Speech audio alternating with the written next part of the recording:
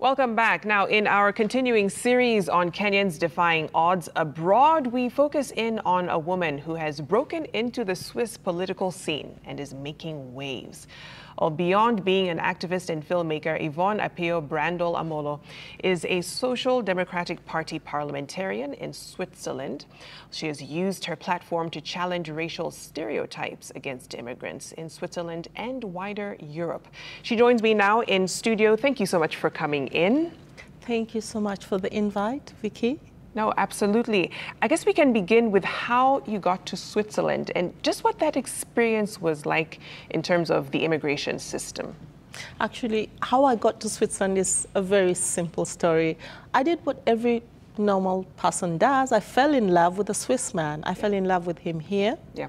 So we were talking back and forth, emailing. At that time, I was doing my bachelor's in USAU, and I was also working for New Stanley Hotel, which is a chain, Sarova Hotels, and they have Pan-Afric, and in Pan-Afric, usually Swiss Air rents the apartments for their crew to stay in. He was a member of the Swiss Air crew. I was guest relations. That's how I got to meet him, because they had to ask me for everything they needed. So we became friends. Then it progressed. Then he asked me to visit him in Switzerland. I went to visit. I had a 3-month visa. I didn't stay that long. It was about after a month. He asked me to marry him. I said yes. And the rest was history. The rest was history. Wow. I mean, and your story progressed, of course, married for several years. And then a divorce happens. Yes. So that brought in some complications in terms of your status in the country. Yes, yes. Switzerland has, let me start by saying that 4 national languages: German, Italian, French, and Rheto-Romanic, which is a very small indigenous language, which is the true language of Switzerland. Yeah. I was in the German-speaking part. I'm still in the German-speaking part. When I first came, I didn't learn Germany here. You know, I had to learn German when I got there because everybody was speaking German. Yeah. So I didn't learn it for the first 3 years. So I was very lonely. Yeah, and they are very. Europe is a very individualistic continent, and everybody thinks for themselves, does what they do. After 3 years of living there, I still didn't have friends. And here in Kenya, you know how we are. Your neighbor knows when you're on holiday, who's in the house, your house, you know, when you come in, when you go out, all of that. We didn't have that. I didn't even know my neighbors. So I thought to myself, okay, if it goes on like this, I'm not going to survive this country. What am I going to do? So I thought, as an artist, and from the Luo tribe, we have a saying that says, if you want somebody to give you undivided attention, like you're giving me now, speak to them in their own language. I interpreted it, I didn't speak German. I interpreted it as an artist to mean anything else I can do, you know. So I thought, I come from a family where both sides, we have musicians who sing. I can sing. I sing since I was a little girl. I'm like, okay, Swiss traditional music, St. Gallen, which was the area I was in, the town I was in. I just Googled that, and the first name that came, I wrote to the guy. I said, I'm a Kenyan woman, married here. I've been here for 3 years. I don't speak the language, but I'd like to learn how to yodel, which is the Swiss traditional music. Yeah, and he was really amazed by that request, because a black woman wanting to learn how to yodel. I wrote to him on a Thursday. I got a response on the Thursday, which is not normal, and he asked me to come to him on Saturday. Okay. So to cut that part of the story a bit short, he taught me how to yodel. So I learned how to yodel. That helped a lot to make new friends. And then I got a really good job in a casino, where again, I was the only black person in this casino. Yeah. They put me through the school to learn how to be a groupier. So I was working a lot at night. I was working really a lot, but it was a good paying job. And I wasn't seeing much of my husband after that, right. You know. So he kind of got the feeling I had become too Swiss because they work a lot, you know. But it hadn't become Swiss. I just wanted to keep the same level of life he had met me having here with him when I got there. And to survive, you have to work. So I was working a lot, not seeing him enough. So he did ask for a divorce after 9 years of marriage, telling me, you work a lot. Either you really reduce how much you're working, or we get divorced because I'm not getting much of you. I did try to fight it for some time. Then I was like, well, okay, I actually told him, I love you so much. If the divorce is what is going to make you happy, I'll give it to you. That's after 1 year of trying not to. Right. So we got divorced. After we got divorced, That was in 2009. Yeah. In 2012, I got a letter from the immigration office in Switzerland saying they wanted to revoke my citizenship. So what happened, he had taught me a little bit about how the country works. And it's the kind of country where if you know your rights and you know you didn't do anything wrong, you can fight for them. And I decided to take the immigration office to court. Wow. I got a lawyer and I'm like, I'm going to sue you because at that time Kenya didn't have a bilateral agreement with Switzerland. So I had to give up my Kenyan pass to get the Swiss one. Exactly. You know? So if I had given up also my Swiss pass like they were asking me to do, I would be stateless. Exactly. If you're stateless, you can't work, you have no medical insurance, you have nothing. You practically have nothing. And I hadn't done anything to deserve that. I hadn't killed anyone. I wasn't any drug baroness or whatever it is. Yeah. So yeah, and because of my ex-husband's job, up until that point I hadn't even gotten a parking ticket. I had made sure I didn't do anything that came back, you know, on him and his job. So I decided to fight them. So I'm sure that's what brought up your film, Not Swiss Made. That's exactly the film I made, Not Swiss Made, because I was just trying to talk about what I was going through, and I knew I couldn't call the immigration and say, what you're trying to do with me is really BS, you know, it would work against me, so I made that film. The film has won until now about 28 prizes all over the world, 4 continents. It went viral. So I sent it also to the person who was in charge of my file and asked them, do you really still want your Swiss passport back? And the person was like, I got just about 3 lines of a letter saying, Miss Brändle-Amolo, you're allowed to keep your Swiss passport. And that was something I had been waiting for 1.5 years. So tell me how that experience, you know, of course, to give you a new, fresh insight into just the struggles of being a migrant in a foreign country, but led you into Parliament of all places. Yes, well, somebody from my party, I'm in the largest left-wing party, the Social Democratic Party. Somebody in my party saw it in one of the film festivals and said, we need this crazy black woman, because she's a migrant fighting for her rights and actually doing it successfully, you know, in the kind of level we have never seen. You know, they're used to migrants fighting for their rights, but in a different level. And usually, as migrants, when we go to a new country, you don't really have the resources, you know, the judiciary resources to fight back, or the money to get a lawyer to fight for you. I decided I'm just taking out all my savings. I don't care how much it will cost. This is my life, you know. So I had done that, and then I had done the film. They were not expecting that at all, you know. So they thought, let's get this woman. So they contacted me. They contacted the head of my area around that region. Then they asked her to ask me if I was interested in politics. I'm like, no, because politics in Kenya, where I come from, it's a whole different ballgame from this. I don't understand what you people are doing. I'll only do it if you put me through school and you pay for it. Okay. You know, because I wanted to see how committed were they, you know, because I didn't want to be a token, you know.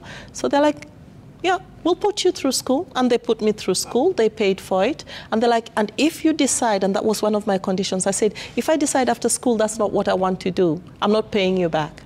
And they're like, yeah, you do that. After school, I was like, they actually held their end of the bargain. They put me on the list. That was it. People voted for me. I got in. What would you say has been the most defining piece of work or legislation that you've worked on during your time and your tenure in Parliament? The most defining, I never considered myself a feminist, but I guess because what I do has affected a lot of women and girls, I would say I'm a feminist, and I use my art a lot, you know, even for politics.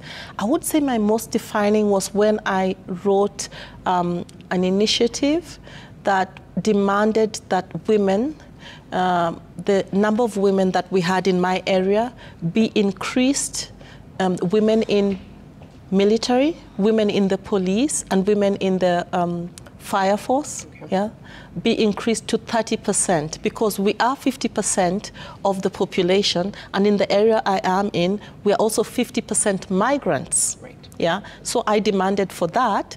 I missed to have it actually get in by 2 votes, but the also result was, I usually say I walk the talk, you know, so I joined the army. I was too old for the intake for the army. The intake is 26, and they don't usually take women. Women don't have to be in the military in Switzerland. I joined the military. I did the exam. I did everything. I joined. And when I joined, I told them, okay, I want to join the civilian protection part, because the civilian protection part, that's where we have the fire brigade, that's where we have the people who come and evacuate you. It's one of those fast services that they bring in to help with the civilians, and that's where I wanted to be. And it's also because most of our women, migrant women, are in the caretaking sector. Okay. But they never get to a certain level. They don't even get to the level where they are nurses. You know, they're not promoted because of discrimination. And I was thinking about it like this. It's not so long ago that a Swiss man, if he wanted a top-tier position, he would have to show that he's in the military. It's actually positive if you're in the military, because they think you're disciplined, you're fighting for the values of Switzerland. So I thought to myself, how would it work if a migrant had that too? A migrant woman. A migrant woman, again, had that too. Now, my difficult part was convincing the army to let me join, because, like I said, I have a different way of doing politics. I usually say politicizing. So where I go and a lot of things I do, the media follows me. I don't have to look for them.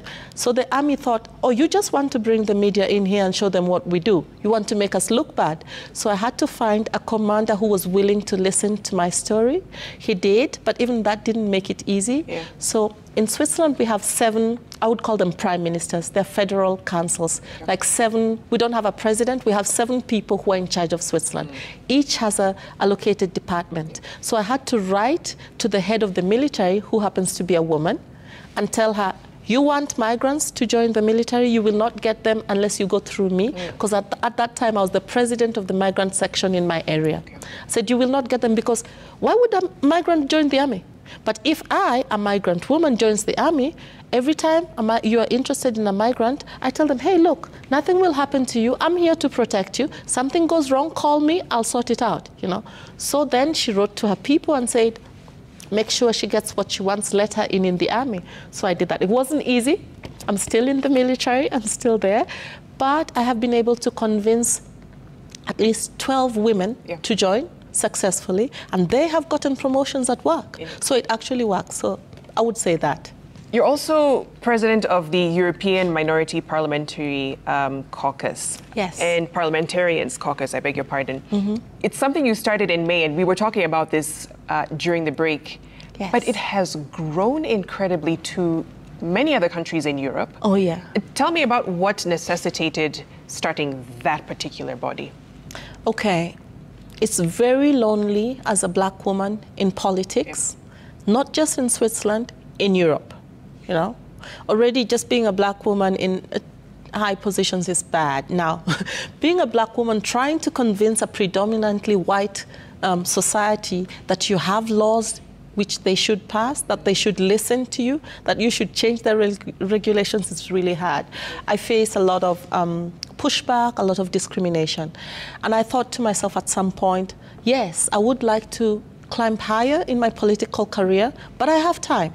It doesn't help me. I'm not one of those people who believes in being a token, being the only one there. I believe we have strength in numbers. We may not have the finances, but we have the people, the power of the people. And in my career, the power of the people have spoken more than once for me.